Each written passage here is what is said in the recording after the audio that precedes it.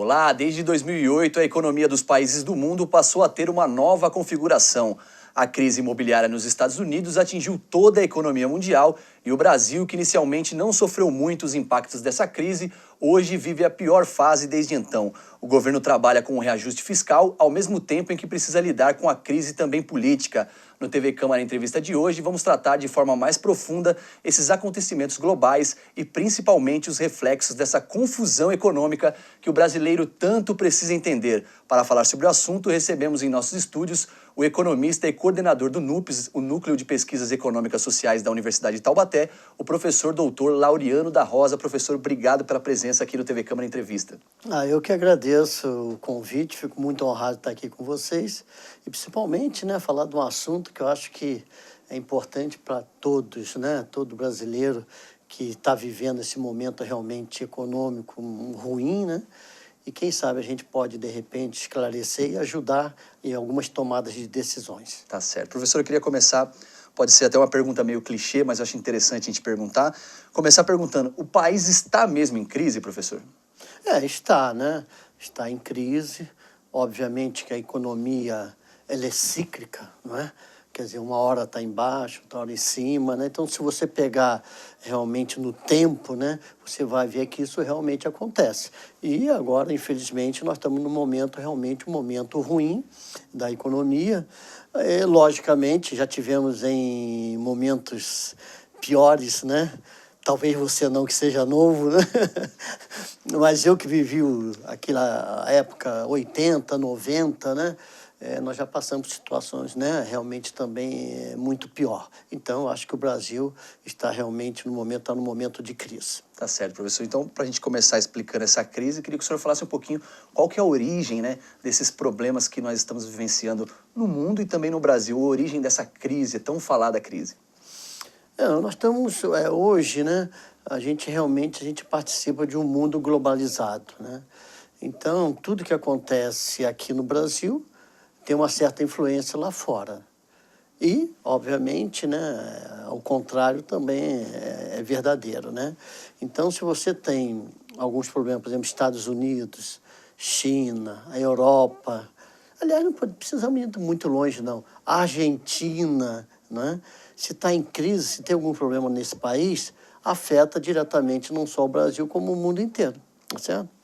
E aí nós tivemos, esse grande problema em 2008, Realmente a questão do subprime, e isso prejudicou bastante a economia do mundo inteiro, principalmente dos Estados Unidos, E aí começou a afetar o Brasil.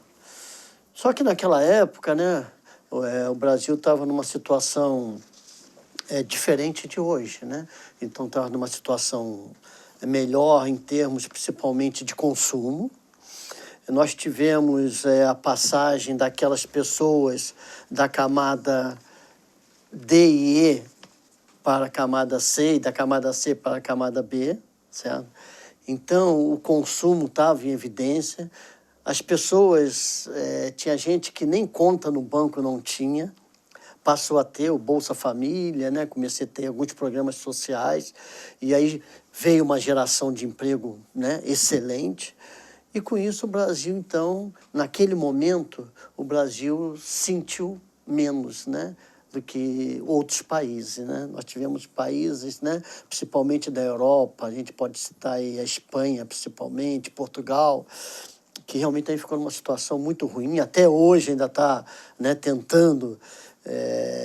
tentando melhorar, obviamente, E nós sentimos pouco por causa desse consumo que estava aqui na época.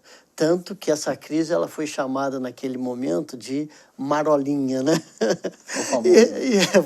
E realmente, na época, foi uma marolinha, Mas aí as coisas continuaram, E aí o Brasil esgotou a questão do consumo. Houve um esgotamento.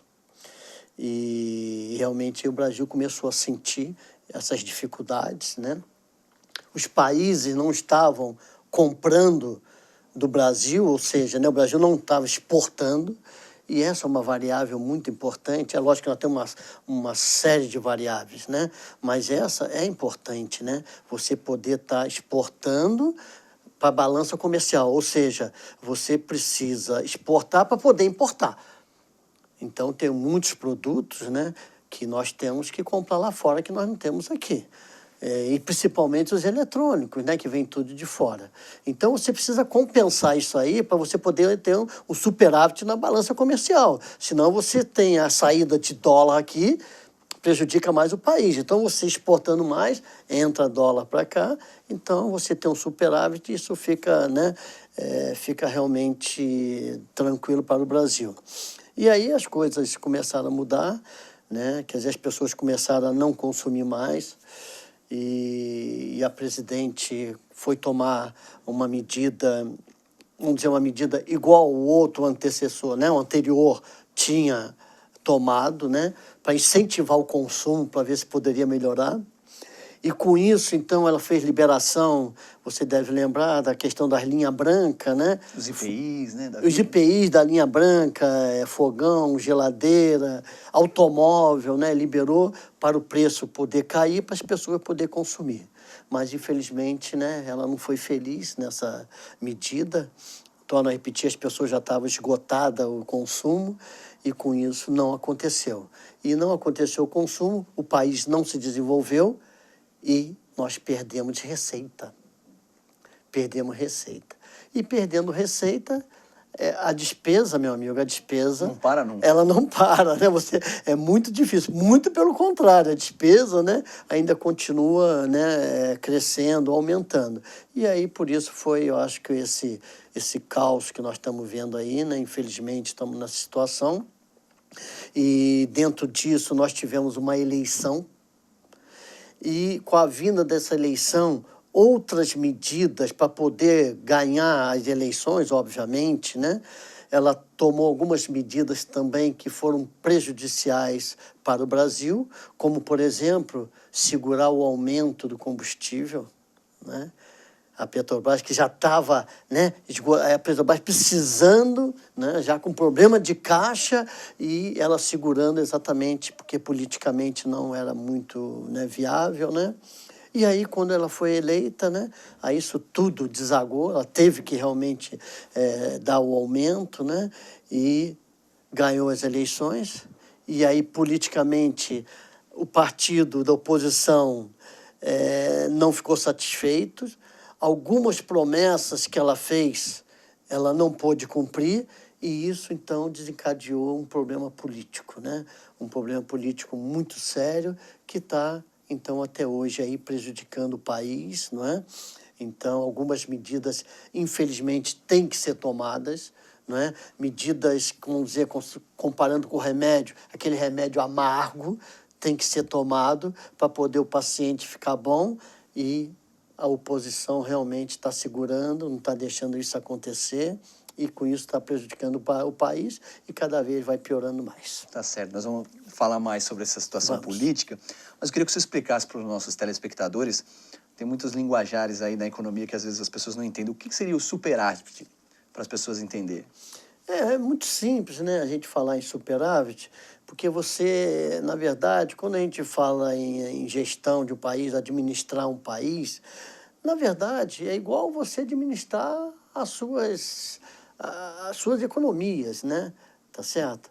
Então, o que acontece? Na realidade, você tem que gastar somente aquilo que você recebe. Ponto final, não é mesmo? Então, se você gastar mais do que você recebe, no final do mês, tu vai ficar devendo, tu vai ter que pegar dinheiro emprestado, porque você está gastando mais do que você recebe. Tá certo? Então, você vai ter um déficit na sua conta. Então, esse é o déficit que o país tem. Agora, se você for um cara que faz economia, que você só gasta realmente aquilo que você recebe, menos do que você recebe, sobra dinheiro. Então, isso é superávit. Então, no governo é a mesma coisa. Então, quando a gente fala, né, superávit, é aquele dinheiro que está sobrando. Você está recebendo, né, mais do que você gasta. E quando tem déficit, é porque você está gastando mais do que você recebe. Certo. E um dos remédios amargos aí que o governo tem tentado implementar para ajudar nesse problema é o ajuste fiscal, né, professor? queria que você explicasse o que seria o ajuste fiscal e por que ele é necessário nesse momento. Ou ele é necessário nesse momento? Como que o senhor vê isso? O ajuste fiscal, né, passa por algumas etapas. Então, o que é esse ajuste fiscal? É você tomar algumas medidas para poder acabar, evitar esse rombo que tem nas contas. Então, nós estamos com o déficit. Acabamos de falar o que é o déficit, né? Então, o que acontece? Nós estamos gastando mais do que nós recebemos. Então, você tem aí um buraco aí. Então, como? Você precisa tampar esse buraco, porque senão é complicado, tá certo? Não é? Então, de que maneira fazer isso? Fazer algum ajuste fiscal, tá certo? Então, nós Corta o Danone das crianças, corta o queijo do café da manhã, é mais ou menos por aí. Isso, exatamente, assim, da maneira mais simples, extrapolando para a nossa situação, é exatamente isso, né? Tá certo? Então, você corta aquilo que é supérfluo, né? Então, TV a cabo, vamos cortar a TV a cabo, né? Pronto. Então, o Brasil é isso. Então, só que aí você precisa, às vezes, tem as despesas que é difícil, às vezes, você poder cortar. Então, por exemplo, investimento, questão social. Então, a questão social é muito complicada, porque aí também já entra o problema político. Se você corta a questão social, né, você pode ter até uma revolta aí no país, tá certo? Quer dizer, quanta gente que recebe esses programas sociais. Então, politicamente, não é bom. Então, tem muitas coisas que você não pode cortar. E aí, o que nós temos que fazer? Nós temos que aumentar a nossa receita. E aí, para aumentar a receita, o tal ajuste fiscal, é você realmente impor ao brasileiro mais impostos, mais taxas, tá certo? Não é? Como, por exemplo, medidas foi tomada como a questão da aposentadoria. Então, nós temos um problema sério de aposentadoria, né? Porque, na verdade, a população está ficando velha. Quer dizer, a questão da taxa de natalidade, né, ela tá baixa, né? Então, aumenta demais as pessoas que vão se aposentando e aquelas que estão trabalhando diminui. Quer dizer, então, você começa a receber aqui, o cara que receber, e o INSS não tem dinheiro. Quem é que tem que cobrir isso? É o governo. Então, você vê, então, essa é uma medida de ajuste que está sendo feita, que agora mudou, né? Está pela idade, tem que fazer tanta idade. Aí aumenta a questão da vida da pessoa, né? Quanto que ela vai viver, tá certo, né? Então, esse é ajuste. E um deles aí que eles estão querendo tomar, né? Que fazer, e eu sou totalmente contra, mas eu estou vendo que não tem jeito, né? É aquela questão da CPMF, né? A volta da CPMF, né? Nossa, mãe, isso é muito complicado. Mas eu estou vendo que se não tiver isso aí acontecer, né, esse ajuste fiscal vai ficar complicado, que a gente não vai conseguir cobrir esse rombo que tem. E aí, como é que vai ser 2016, né, com isso tudo, né? Então, eles estão tentando de qualquer maneira. Então, é isso que é ajuste fiscal, é você tentar realmente acertar financeiramente o país para poder crescer. Aí sim, para depois você poder crescer, gerar emprego. E aí tudo dentro disso entra a questão da credibilidade, né? Tá vendo? Então, se você não consegue ter credibilidade, as empresas também não investem, não é? Os bancos também não fazem a parte dele. Então fica complicado, é um momento que nós estamos vivendo. Certo. Professor, e na opinião do senhor, qual que é a porcentagem aí de, se é que a gente pode dizer assim, de responsabilidade com relação aos problemas globais que a gente vive no mundo e que vem vivendo desde 2008 e da responsabilidade do governo, como o senhor falou, desses ajustes que já eram para ter sido feitos antes e não foram feitos? Como que o senhor vê essa dualidade aí de responsabilidades?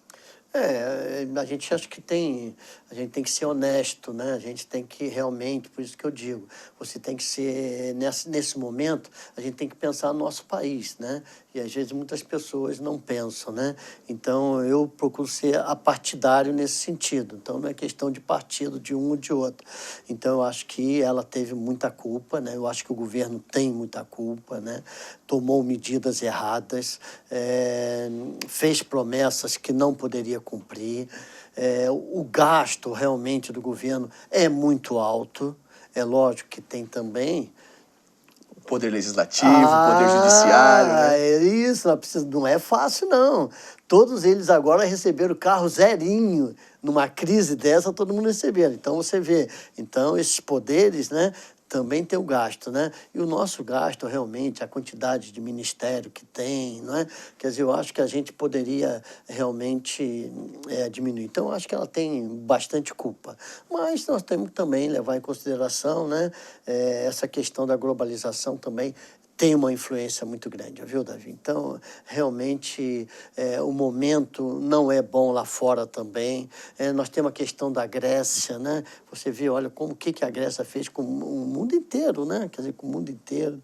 A Europa realmente não está bem. A Argentina, que compra muito da gente, também cortou, né, uma série de compras de diversos tipos de produto, né? Então, percebe? Quer dizer, então você tem realmente, ao meu ver, né, dos dois lados, né? Culpa lá dela e tem realmente a situação econômica que o anterior não pegou. Ele pegou uma situação boa, né? Até que aconteceu aquilo em 2008. E, professor, e como que o senhor vê aí para o ano que vem? A gente vai falar um pouquinho mais no próximo bloco, mas o senhor tem boas perspectivas para o próximo ano ou o senhor acha que ainda vai se estender aí esse problema por mais um tempo? Eu até tinha, sabe? Porque, infelizmente, a previsão que a gente faz, ela vai alterando, né? Obviamente, com aquilo que está acontecendo, né? E, infelizmente, se você vê algumas entrevistas minhas anteriores, né? Eu tinha uma esperança... Estava mais otimista antes. Estava assim que para 2016, né? Tá certo? Então, eu achava que a gente podia ter uma melhora, mas eu agora já estou achando meio difícil, né? Eu acho que 2016 deve ser um momento aí da gente, né, talvez não ser tão ruim quanto 2015, mas eu acho que só a partir de 2017 que a gente vai começar a ter realmente resultados, né, bons. Porque é muito difícil, você não toma uma medida e ela começa agora já a surtir efeito, né? Ela leva um tempo para se assimilar e poder melhorar. Então, acho que mais para começo de 2017. Tá certo. Professor, vamos para um breve intervalo, o papo tá bom. Nós vamos continuar aqui. Para se proteger da crise, antes é preciso entender como ela tem atingido o país e, consequentemente, as nossas vidas. E o professor e economista Laureano da Rosa está conosco hoje para esclarecer um pouco mais sobre esse assunto. Nós vamos para um breve intervalo e voltamos daqui a pouco.